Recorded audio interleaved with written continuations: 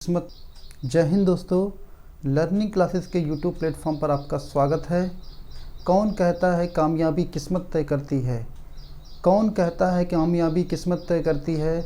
अगर इरादों में दम है तो मंजिल भी झुका करती हैं। आइए इन्हीं के साथ शुरू करते हैं आज हिंदी भाषा का विकास। सबसे पहले अगर हम बात करें हिंदी जो हिंदी शब्द है, इसकी उत्पत्ति किस भाषा से हुई है? ये एग्ज़ाम में आ चुका है कि जो हिंदी शब्द है इसकी उत्पत्ति किस भाषा से हुई है। तो हिंदी शब्द जो है ये आपका फ़ारसी भाषा से हुआ है। किससे हुआ है? हिंदी शब्द की उत्पत्ति फ़ारसी भाषा से हुई है। अब अगर बात करें भाषा की, तो भाषा क्या होता है? भाषा विचारों की अभिव्यक्ति होती है। भाषा क्या है? भाषा क्या होता है? यानी इसके भाषा वह माध्यम है जिसके द्वारा कोई व्यक्ति अपने मन के विचारों और भावों को प्रकट करता है और दूसरे के मन के विचारों और भावों को जानता है। यानी भाषा के माध्यम से ही आप अपने मन के विचार को प्रकट कर सकते हैं और दूसरे व्यक्ति के मन के विचार को आप जान सकते हैं। अगर हम बात करें भाषा के रूप के बारे में, तो भाषा के रूप को कितने भागों में बांटा गया है? 2। पहला आपका है मौखिक भाषा, दूसरा है आपका लिखित भाषा। मौखिक भाषा क्या होती है? ऐसी भाषा जिसके द्वारा कोई व्यक्ति अपने मन के विचारों का आदान प्रदान बोलकर या सुनकर करता है तो उसे कहते हैं मौखिक भाषा। बात करते हैं लिखित भाषा।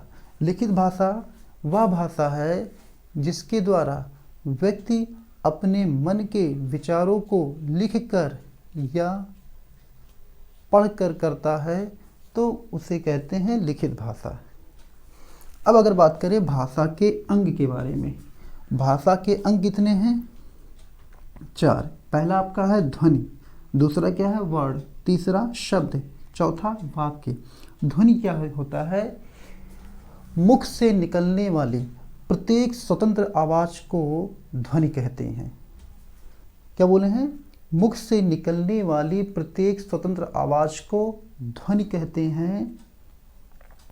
और अगर बात करें ध्वनि जो होता है, ये मौखिक भाषा की सबसे छोटी इकाई है। एग्ज़ाम में अगर आ गया मौखिक भाषा की सबसे छोटी इकाई क्या है, तो क्या बताएंगे आप लोग? ध्वनि है। वर्ड क्या होता है? ऐसी मूल ध्वनि जिसके और अधिक खंड ना किए जा सकें, ऐसी मूल ध्वनि जिसके और अधिक खंड ना किए जा सके, क्या कहलाता है? वो वर्ड कहलाता है। और यह लिखित भाषा की सबसे छोटी इकाई होती है। अगर एग्ज़ाम में आ गया लिखित भाषा की सबसे छोटी इकाई कौन सी है, तो वो वर्ड है। अगर जैसे बात करें, ये आपका क्या है? आ, ई, का, खा, तो ये आपका वर्ड है।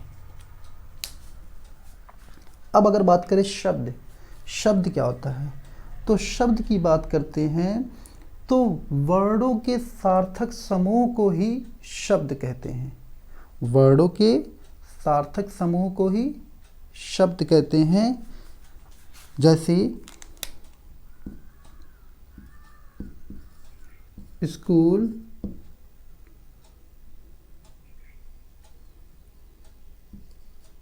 मेज, ये आपका क्या है?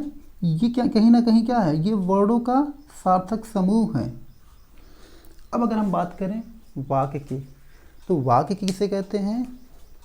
तो शब्दों के सार्थक समूह को क्या कहते हैं? वाक्य कहते हैं।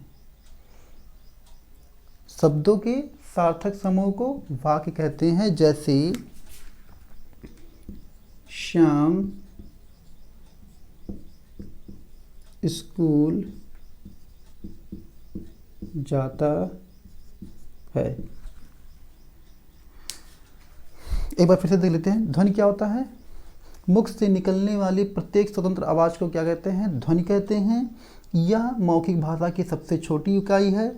वर्ण की बात करें, ऐसी मूल ध्वनि जिसके और अधिक खंड ना किए जा सकें क्या कहलाते हैं? वर्ण कहलाते हैं।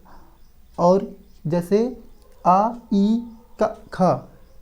तो अगर बात करें कि ये जो ध्वनि है ये मौखिक भाषा की सबसे छोटी इकाई है। और वर्ण की बात करें तो ये लिखित भाषा की सबसे छोटी इकाई क्या होती है? वर्ण होती है।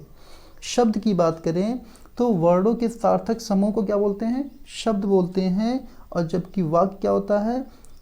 ये शब्दों के सार्थक समूह को क्या कहते हैं? वाक्य कहते हैं। चलिए इसके बाद अब शुरू करते हैं हिंदी भाषा का विकास क्रम। हिंदी भाषा का जो विकास क्रम है वो इस तरह से है। सबसे पहले आपका क्या आएगा? संस्कृत भाषा, उसके बाद पाली भाषा, फिर प्राकृतिक भाषा, अपभ्रंश भाषा और उसके बाद प्रारंभिक हिंदी। अब अगर हम बात करें संस्कृत भाषा, तो संस्कृत भाषा को दो पार्ट में बांटा गया है। पहला है आपका वैदिक संस्कृत और दूसरा आपका है लौकिक संस्कृत। अगर वैदिक संस्कृत की बात करें तो वैदिक संस्कृत का जो काल है वो 1500 ईसा पूर्व से 1000 ईस्वी तक माना गया है। और वैदिक संस्कृत में आपके वेद बोले तो यानी चारों वेद, ऋग्वेद, यजुर्वेद, सामवेद, अथर्ववेद, उपनिषद और ब्राह्मण ग्रंथ की रचना हुई। लौकिक संस्कृत की बात करें तो इसका जो काल है वो 1000 ईसा पूर्व से 500 ईस्वी तक इसको माना गया है।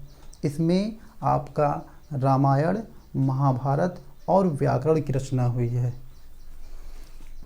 पाली की अगर बात करें तो इसका जो काल है वो 500 ईस्वी ईसा पूर्व से 1 ईस्वी तक इसको माना गया है। और पाली भाषा का विकास किसने किया था? बुद्ध ने किया था। और इसमें क्या हुआ था? त्रिपिटक की रचना हुई थी। इसमें पाली भाषा में ही त्रिपिटक की रचना हुई थी। और वो क्या था? सुत्त पिटक,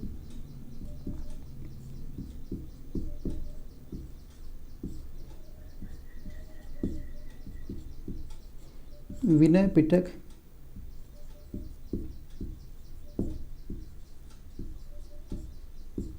अधिधम पिटक। अब इस बात करें प्राकृतिक भाषा, इसका जो काल है वो 1 ईस्वी से 500 ईस्वी तक माना गया है। प्राकृतिक भाषा की अगर बात करें तो महावीर स्वामी ने अपना उपदेश अर्धमगधी भाषा अर्थात प्राकृतिक भाषा में दिया था। अब इसके बाद अगर बात करें अपभ्रंश भाषा, यह प्राकृतिक भाषा का बदला हुआ रूप है। इसे अपभ्रंश भाषा को अर्थात सौरसेनी जो भाषा है ये क्या इसे बोलते हैं? इसे टूटी फूटी भाषा भी कहा जाता है। इसका जो टाइमिंग है वो 500 ईस्वी से 1000 ईस्वी तक इसको माना गया है अपभ्रंश भाषा को। और अपभ्रंश भाषा के बाद ही आपके प्रारंभिक हिंदी की शुरुआत होती है और वो 1000 ईस्वी से वर्तमान तक जो चल रहा है। एक बार फिर से देख लेते हैं।